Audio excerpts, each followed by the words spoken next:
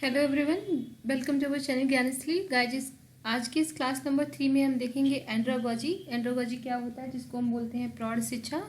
आज का इस लेक्चर जो है वो पूरी तरह से प्रौढ़ शिक्षा के बारे में रहेगा। ये यूनिट नंबर 7 पार्ट ए में दिया हुआ है। पार्ट ए का ये लास्ट लेक्चर है। इस लेक्चर को समझने के बाद फिर हम लाइव क्लास सेशंस को करेंगे, जिसमें पार्ट ए से रिलेटेड आप सारे अपने डाउट्स को मेरे साथ क्लियर कर सकते हैं। आइए स्टार्ट करते हैं आज का क्लास। शिक्षा में प्रौढ़ शिक्षा विज्ञान का तात्पर्य है कि प्रौढ़ व्यक्तियों को प्रदान की जाने वाली शैक्षिक विकल्प, यानी कि प्रौढ़ का मतलब है एडल्ट। जिन लोगों की एजुकेशन छूट जाती है, लोग नहीं कर पाते हैं, तो वो लर्नर जो कैसे हैं, एडल्ट हैं, वयस्क हैं, उनको पढ़ाने की विज्ञान को हम प्रौढ़ शिक्षा कहते हैं। इंग्लिश में इसको एंड्रोगॉजी कहते हैं। प्रौढ़ शिक्षा का उद्देश्य होता है प्रौढ़ व्यक्तियों के लिए शैक्षिक विकल्पों को प्रदान करना, जो इस अवसर को खो चुके हैं, अर्थात शिक्षा से जो वंचित हैं, किंतु वे अब साक्षरता या आधारभूत शिक्षा कौशल विकास या किसी भी प्रकार के अन्य शिक्षा के द्वारा ज्ञान, किसी भी प्रकार के ज्ञान की आवश्यकता का अनुभव करते हैं। तो वो लोग क्या बोलते हैं, उस तरह की एजुकेशन देने को हम प्रौढ़ शिक्षा बोलते हैं। प्रौढ़ शिक्षा का शाब्दिक अर्थ अगर देखें तो एंड्रोगॉजी शब्द का प्रयोग सबसे पहले अलेक्जेंडर कैम्प में 1833 में एडल्ट एजुकेशन के लिए किया गया था। उनके अनुसार एंड्रोगॉजी प्रौढ़ व्यक्तियों के लिए शिक्षण, कला या विज्ञान दोनों ही है। एंड्रोगॉजी जो शब्द है वो ग्रीक भाषा से लिया है, जिसका अर्थ होता है मैन लीडिंग, यानी कि जिस तरह से पेडागोजी में हम चाइल्ड को लीड करते हैं, यहाँ पे हम जो बड़े लोग हैं उनको, वयस्कों को लीड करते हैं, और या फिर बड़े व्यक्तियों को आगे बढ़ाना जिससे वो शिक्षा प्राप्त कर सके। प्रौढ़ शिक्षा विज्ञान, प्रौढ़ शिक्षा विज्ञान का यहाँ पे की पॉइंट लिख दिया है कि प्रौढ़ की शिक्षा को समझने तथा सहायता करने का विज्ञान, जिसमें हम किसी भी एडल्ट को क्या करते हैं, पढ़ने में उसको सहायता करते हैं। तो इसको कला या विज्ञान दोनों ही कहा जा सकता है। ये क्या है, हमारी प्रौढ़ शिक्षा। बेसिकली बस आपको ध्यान रखना है कि एंड्रोगॉजी वयस्कों के लिए है, वहीं पेडागोजी आपकी छोटे बच्चों के लिए है। तो जब भी हम प्रौढ़ शिक्षा की बात करेंगे तो बड़े बच्चों की, जैसे आप लोगों ने या फिर जिसने पढ़ाई छोड़ दी है।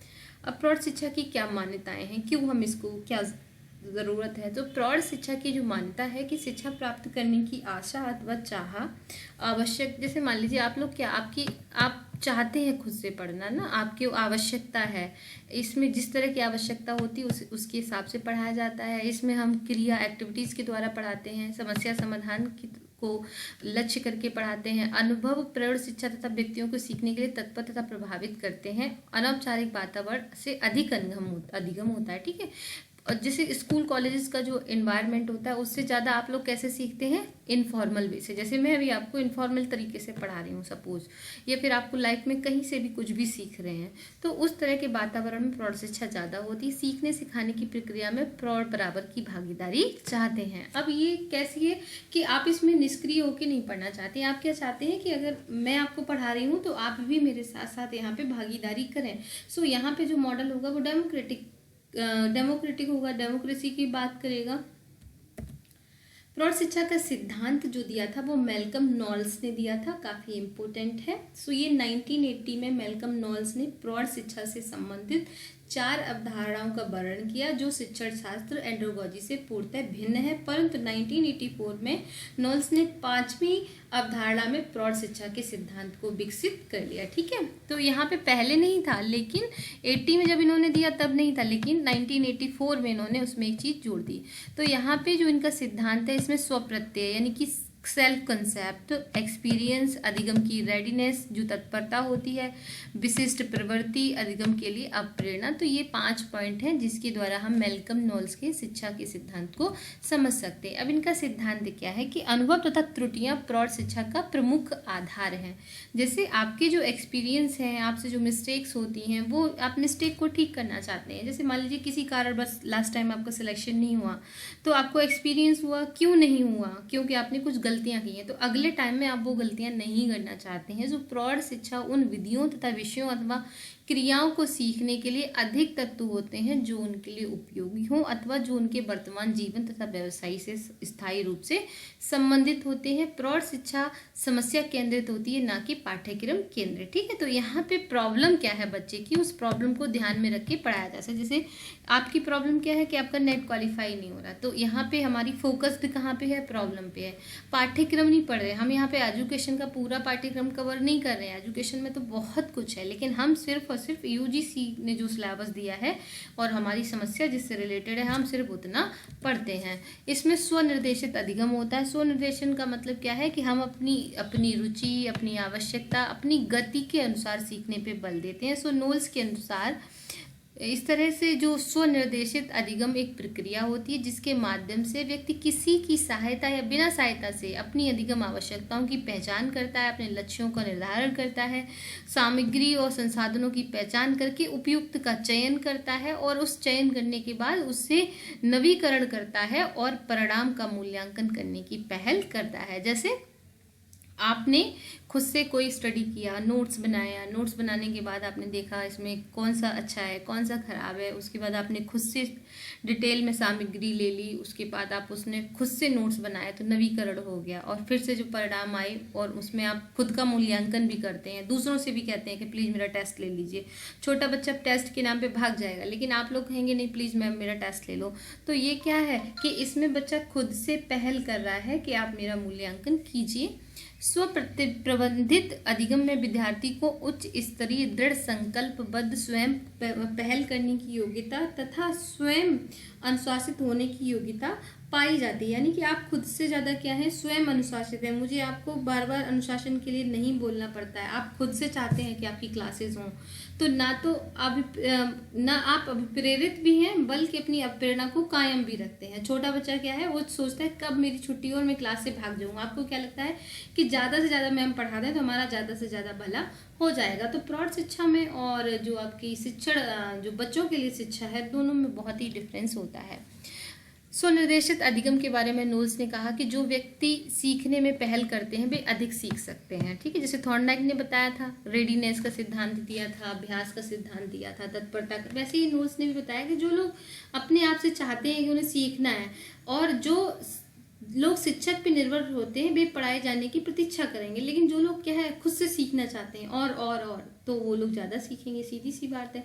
वर्तमान शैक्षिक प्रणाली के कई पहलुओं ने शिक्षार्थी पर बड़ी जिम्मे डाल दी है वो अपने स्वयं की सीखने की पहल करें। ठीक है, कभी कभी मैं भूल जाती हूँ कोई चीज़ पढ़ाना तो आप लोग मुझे याद दिला देते हैं, तो ये सब क्या है, ये आपकी रिस्पॉन्सिबिलिटी है। इस प्रकार स्वनिर्देशित अधिगम में एक छात्र स्वयं निर्देशित होकर अर्थात अपनी आवश्यकता और अपनी परिस्थिति के अनुसार अधिगम की क्रिया के पथ पे आगे बढ़ता है। ठीक है, तो आप देखेंगे कि जो इस तरह का अधिगम है वहाँ पे आप अपनी नीड्स, आपकी क्या नीड है, आपकी सिचुएशन किस तरह की है, उन सारी चीज़ों को ध्यान में रखें। जैसे बहुत सारे लोग हाउस वाइफ हैं, बाहर नहीं जा सकते, लेकिन फिर भी वो पढ़ रहे हैं क्योंकि आपने रास्ता निकाला है अपनी परिस्थिति के अनुसार।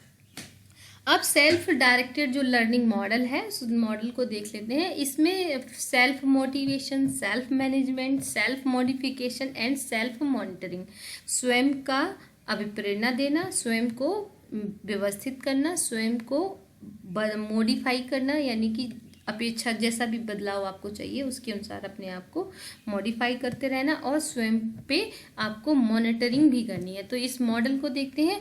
तो इसमें सेल्फ मोटिवेशन का क्या मतलब है, to enter learning task and take responsibility. ठीक है, आपको अपने टास्क क्या रखने हैं, आप जिम्मेदारी कैसे लेंगे, अपनी खुद की लर्निंग कैसे डिसाइड करेंगे। तो इन सारी चीज़ों के लिए आप क्या करते हैं, खुद को यहाँ पे मोटिवेशन देते रहते हैं। तो ये जो कई सारे पॉइंट हैं इनको देख लें एक बार, तो इनके अंतर्गत आप अपने आप को मोटिवेट करते रहते हैं। अब खुद को मैनेज कैसे करेंगे, अपने बिहेवियर को आप कंट्रोल करते हैं, रिसोर्सेज के बारे में देखते हैं कि क्या रिसोर्सेज ठीक है, किस तरह से इस तरह का रिसोर्स बुक्स हैं, ये बुक पढ़नी चाहिए कि नहीं करनी चाहिए। तो इस तरह से आप अपना मैनेजमेंट करते हैं। सेल्फ मॉनिटरिंग कैसे करते हैं, to consistently monitor one's own thinking and action through self reflection evaluation. तो इसमें आप खुद का एवेलुएशन करते हैं। ठीक है, आप खुद से पूछते रहते हैं मुझे ये आता है या नहीं आता है, मेटाकॉग्निशन भी आता है, इसमें रिफ्लेक्शन भी आएगा। तो ये जो सारी चीज़ें हैं वो मॉनिटरिंग से रिलेटेड हैं। वहीं सेल्फ मॉडिफिकेशन का मतलब क्या है, अपने बिहेवियर में चेंज लाना, ठीक है, फीडबैक देना या फीडबैक लेना दूसरों से। तो ये इस तरह के मॉडल को बोलते हैं सेल्फ डायरेक्टेड लर्निंग मॉडल।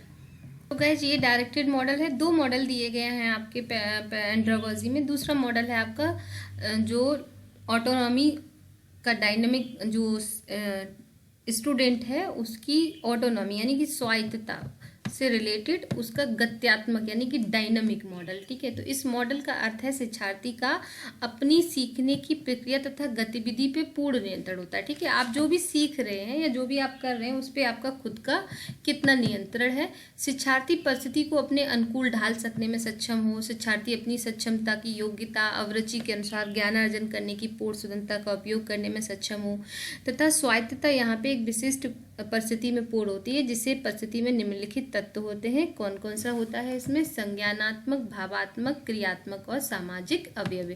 तो यहाँ पे ये 4 तरह के एलिमेंट्स होते हैं जिसमें आप अपनी चीज़ों को स्वयं से सीखते हैं। यानी कि ये जो मॉडल है इसको इंग्लिश में बोलते हैं dynamic model of learner autonomy. यानी कि जो भी लर्नर है उसका जो मॉडल है वो किस बात की बात कर रहा है यहाँ पे, तो dynamic model of learner autonomy. Autonomy को हम, जैसे मैंने आपको स्वायत्तता दे दी है कि आप क्लास लें या नहीं लें, ये आपका निर्णय है, तो इसे क्या बोलेंगे, ऑटोनॉमी। तो इस जो ये गत्यात्मक मॉडल है, इस मॉडल को आप देखेंगे कि इसमें एक मॉडल बनाया गया है कि सबसे पहले इसमें आता है कि मेरे अपने सीखने का प्रबंधन, यानी कि मैं जो सीख रही हूँ उसको मैं कैसे ऑर्गेनाइज करूँगी। ऑर्गेनाइज करने के साथ साथ मैं किस विषय वस्तु को चुनती हूँ, मैं स्वयं को कैसे प्रेरित करती हूँ, मैं अपनी भावनाओं को कैसे समझती हूँ, मैं कैसे संरचनात्मक ज्ञान लेती हूँ और मैं उसकी किस तरह से मॉनिटरिंग करती हूँ। तो जिसकी आप मॉनिटरिंग कर रहे हैं जैसे, तो उसी का आप मूल्यांकन करेंगे, ठीक है। जो आप मॉनिटरिंग कर रहे हैं कि आप अच्छा पढ़ रहे हैं या नहीं पढ़ रहे हैं, तो ये तभी पता चलेगा जब आप मूल्यांकन करोगे। और मूल्यांकन कब करते हैं, जब कार्य पूरा हो जाता है। और कार्य पूरा करने के लिए हम पहले से क्या बनाते हैं, योजना। और योजना किसके लिए बनाते हैं कि हमने जो सीखा था उस सीखने के प्रबंधन के लिए हम योजना बनाते हैं। और वो योजना जो है वो कहीं ना कहीं किससे रिलेटेड होती है, जो योजना हम बनाते हैं वो विषय वस्तु और पद्धति से रिलेटेड होती है।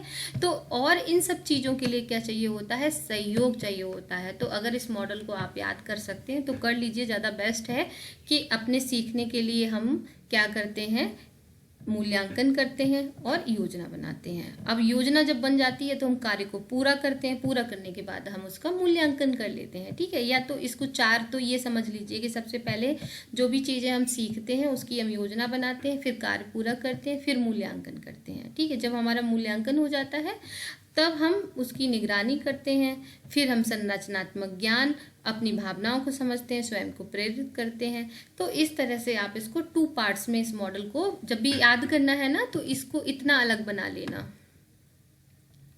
और इतना अलग याद करना, बाहर वाला अंदर वाला अलग। तो ये बाहरी है, ये आंतरिक है। तो इस तरह से 2 पार्ट में डिवाइड करके आप इसको बड़ी आसानी से याद कर सकते हैं। और इस तरह से इन तीनों चीज़ों के लिए आपस में क्या चाहिए होता है, अगर आप देखेंगे तो अगर बिना सहयोग के ये नहीं हो सकता। यानी कि अगर मूल्यांकन करने में, कार्य पूरा करने में, योजना बनाने में, इन तीनों में समन्वय नहीं होगा, सहयोग नहीं होगा, तो आप चीज़ों को नहीं सीख सकते हैं, प्रॉब्लम को सॉल्व नहीं कर सकते हैं। तो ये है लर्नर की स्वायत्तता का गत्यात्मक मॉडल। अब इसको इंग्लिश में भी लिख दिया है कि हम सबसे पहले मैनेजिंग करते हैं अपनी लर्निंग को, फिर उस मैनेजिंग का मतलब क्या है, हम यहाँ पे प्लानिंग करते हैं, कंप्लीट करते हैं, टास्क को इवैल्यूएट करते हैं, मॉनिटरिंग करते हैं, जिससे टास्क कंप्लीट होता है। तो इस तरह से आप इसमें इंग्लिश में भी देख सकते हैं और हिंदी में भी देख सकते हैं। इसमें जो आपको जिसमें बेस्ट लगे उसमें आप देखकर इसको याद कर लीजिएगा। और 4 अंदर वाले अलग याद कर लो, बाहर वाले अलग से याद कर सकते हैं इसको। तो ये था आपका लर्नर की ऑटोनॉमी का गत्यात्मक model. So okay guys, thank you so much. इसके साथ आपका पार्ट A खत्म होता है। अब पहले लाइव क्लासेस होंगी जिसमें आप अपने डाउट्स पूछेंगे और उसके बाद हम पार्ट B को करेंगे। Thank you so much and wish you all the best.